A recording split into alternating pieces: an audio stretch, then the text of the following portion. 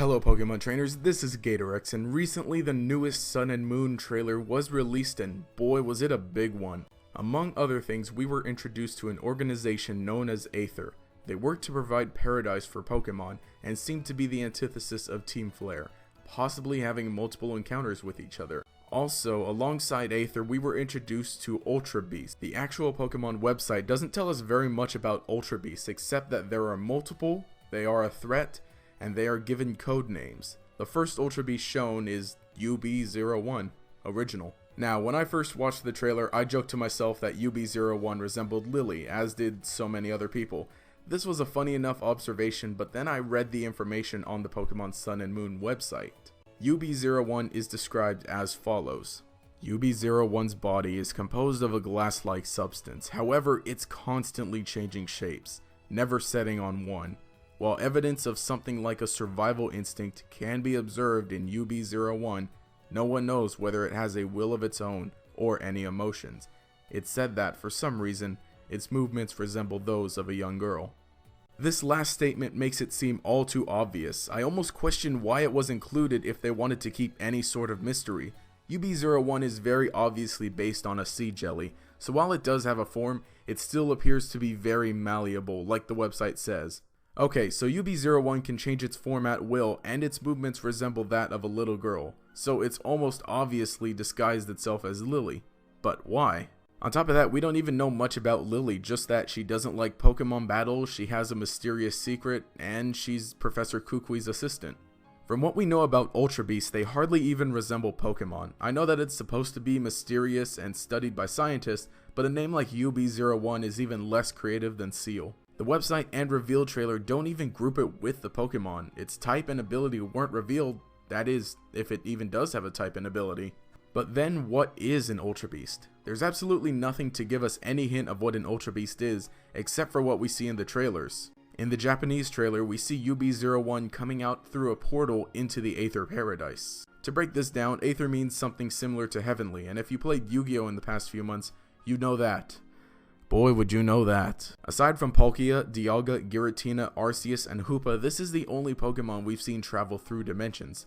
Interesting to note, many theories state Arceus is a representation of God, then Palkia, Dialga, and Giratina would represent his angels and 1/3 of the angels who betrayed him. As for Hoopa, he is based off of a Jinn, which is another word for demon, so the only Pokemon we've seen travel through dimensions are based off of spiritual beings. Turritopsis dohrnii is a species of jelly that can revert from a mature adult to a free-floating larva, resetting its life cycle. This hypothetically makes T. dohrnii biologically immortal.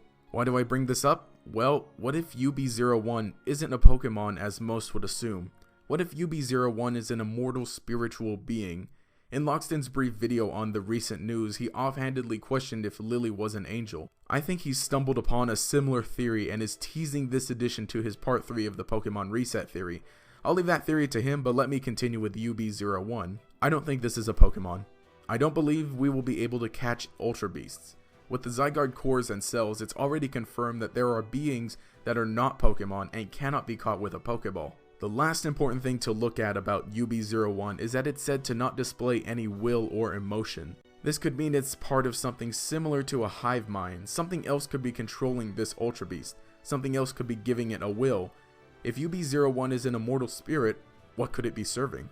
Think about this. What joke do people often make about Arceus? The fact that it can be caught by a Pokeball and isn't even the strongest Pokemon stat-wise. What if, in Pokemon Sun and Moon, we encounter something unknown, something uncatchable, something beyond a Pokemon, something in another dimension? What if Ultra Beasts are the key to meeting the true god of the Pokemon world? I know, pretty crazy, but the question still remains, why is this Ultra Beast walking around as a human? What is it trying to accomplish?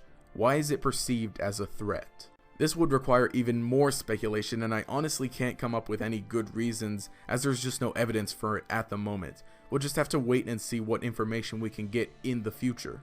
Anyway, that's really it for this small theory. I mean, there's definitely something there, and last night, I went full Lockston, and I'm stumbling onto some sort of conspiracy that's going on, and something is up. I don't know what exactly, and I feel like what I came up with is weird and odd and not very likely, but I don't know, you could definitely see it maybe happening, but again, we'll just have to wait for whatever news we get in the future.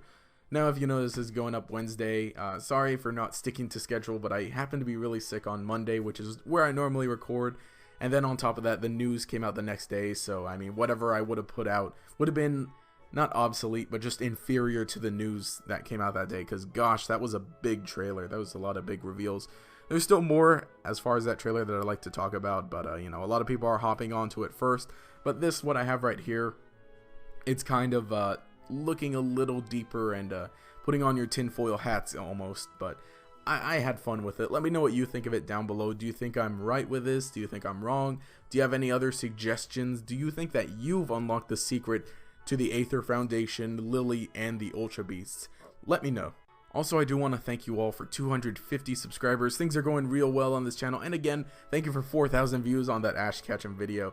I'm kind of sad now that that's my most popular video because, I mean, I did work hard on it and I did script it, but I worked a little I rushed a little bit on a lot of the recording.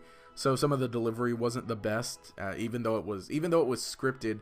I didn't deliver it the best just because, well, okay, making up excuses now, but hey, thanks for the support that you're all giving, and if you happen to be new, thank you so much. That's really cool that you decided to stick around, because definitely working really hard on this channel to go ahead and produce some more cool content. And if by chance you came over from my other channel, thank you so much for your support of you know what I mentioned over on that channel of supporting me. But yeah, that's really all I can say right now. I think that's all I wanted to say in the unscripted portion. But anyway, again, let me know what you think of this.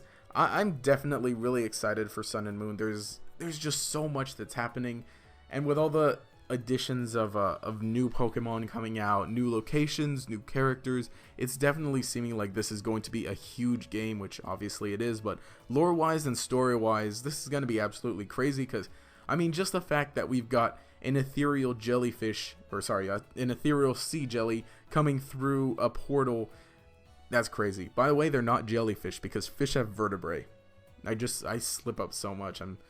Hey, fun fact for the day, I guess. But anyway, if you enjoyed the content, remember to subscribe. Also leave a like and a comment to show your support. This has been GatorEX. Have a nice day. I am so hyped for Sun and Moon. This is gonna be crazy. See ya.